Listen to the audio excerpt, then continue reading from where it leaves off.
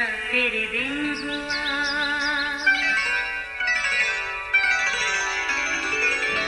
नया फिर दिन हुआ, पुरानी रात का करे सो शुक्र हम खुदा की जात का, खुदा की जात का नया फिर दिन हुआ। آج کی آیت، کیونکہ اگر تو اس وقت خاموش رہے تو خلاصی اور نجات یہودیوں کے لیے کسی اور جگہ سے آئے گی، پر تو اپنے باپ کے خاندان سمیت ہلاک ہو جائے گی، اور کیا جانے کہ تو ایسے ہی وقت کے لیے سلطنت کو پہنچی ہے۔ استر 4:14 آیت۔ عزیزو، ان دنوں ہماری گفتگو کا محور احسویرس بادشاہ ہے، جو بابل کے 127 صوبوں پر بڑی کامیابی کے ساتھ حکمرانی کر رہا تھا۔ خوش قسمتی سے کچھ عرصہ پہلے ایک سازش کے فاش ہونے پر بادشاہ کی جان بچ گئی۔ اس سازش کا انکشاف کرنے والا ایک یہودی مرتقی نامی ایک شخص تھا، جو نبوکت نظر بادشاہ کے یروشلم سے لائے اسیروں میں سے ایک تھا۔ حیرت ہے کہ بادشاہ نے اپنے موسم کو فقط تاریخ میں اس کا نام بشمول سازش کے واقعہ کے ساتھ درج کروا کے ماضی میں ہی دھکیل دیا تھا۔ لگتا ہے خدا بھی مرتقی کی وفاداری اور صبر کا امتحان لے رہا تھا۔ خیر، بادشاہ اپنی مملکت میں ہر طرح اور ہر طرف سے مطمئن تھا۔ آج اس نے ایک نئے وزیر کی تعیناتی کی۔ یقیناً یہ نیا وزیر اس کا منصور نظر تھا۔ جبھی اس نے اس نئے وزیر حامان کو ممتاز اور سرفراز کیا اور اس کی کرسی کو اپنے تمام امراء سے برتر رکھا۔ اب بطور خاص بادشاہ کی طرف سے یہ حکم جاری ہوا کہ نئے وزیر حامان کی جھک کر تعظیم کی جائے۔ اب جب بھی وہ محل میں داخل ہونے کے لیے پھاٹک سے گزرتا، سب جھک کر اس کی تعظیم کرتے اور اس کا سر فخر سے بلند ہو جاتا۔ اب تو یوں لگتا وہ اسی طرح دوسروں سے عزت لینے کی خواہش سے کئی بار پھاٹک سے آتا اور جاتا رہتا۔ پھر اچانک ایک دن اسے احساس ہوا کہ ان میں ایک شخص ایسا بھی ہے جو جھک کر اس کی تعظیم نہیں کرتا۔ اس نے ضرور دل میں سوچا ہوگا، یہ گستاخ کون ہو سکتا ہے؟ پتہ چلا یہ شخص مرتقی ہے، جو یہودی قوم کے اسیروں میں سے ایک ہے۔ اب جب بھی حامان پھاٹک سے گزرتا، اس کا خاص دھیان اسی یہودی مرتقی پر ہی ہوتا، جو اس کے لیے اذیت کا باعث بنتا۔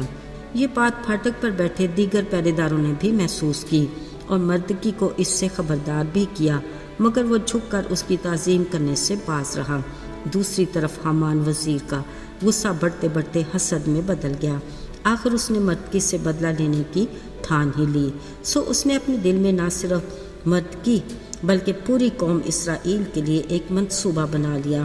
حامان نے بڑی چالاکی سے اپنے ارادے کو بادشاہ کے سامنے رکھا۔ یوں ہی بادشاہ سے مملکت کی باتیں کرتے اس نے قوم اسرائیل کا ذکر بھی کیا۔ اس نے بڑھتی اس قوم کو بادشاہ کے لیے خطرہ قرار دے کر کہا کہ ان کو ختم کرنے میں ہی احسویرس بادشاہ کی سلامتی ہے۔ بادشاہ نے اپنے نئے وزیر حامان کے مشورے کو بڑی سنجیدگی سے لیا اور اس خطرے سے بچنے کے لیے اپنی انگوٹھی اتار کر اسے دی تاکہ شاہی فرمان پر اس کی مہر ہو۔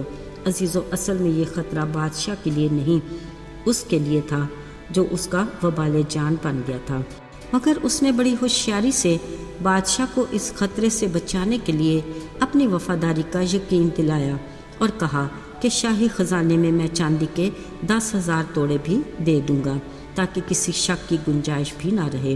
عزیزو، حامان کو یہودی مرتقی سے بدلہ لینے کی اتنی جلدی تھی کہ بادشاہ کے رضامند ہوتے ہی اس نے شاہی فرمان لکھا، بادشاہ کی دی انگوٹھی کی مہر کی اور ایک مقررہ تاریخ پر بادشاہ کی مملکت میں تمام یہودی قوم کو ایک ہی دن میں ہلاک کرنے کا فرمان جاری کر کے ہر طرف ہرکارے روانہ کر دیے۔ پھر خود سکون سے بادشاہ کے ہمراہ میں نوشی کرنے بیٹھ گیا۔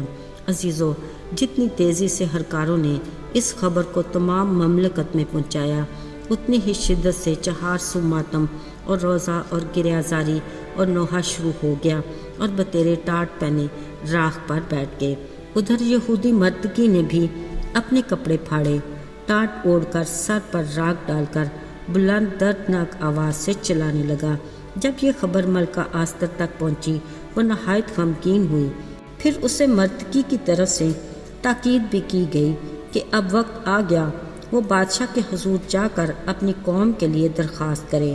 عزیزو، مرتکی نے ملکہ آستر کو ایک بڑا خاص پیغام بھی پہنچایا۔ اس نے کہا، اگر تو اس وقت خاموش رہے گی تو یاد رکھ کہ یہودیوں کے لیے خلاصی اور نجات تو وہ الہی ذات کسی اور طرف سے بھی بھیج ہی دے گا، اور کیا جانے کہ تو ایسے وقت کے لیے ہی سلطنت کو بھیجی گئی ہے۔ عزیزو، آستر ملکہ کے لیے مرتکی کے یہ الفاظ بڑے ہی پرمعنی اور غور طلب ہیں۔ بلا شبہ آستر ملکہ ایک دلیر اور باہمت لڑکی تھی۔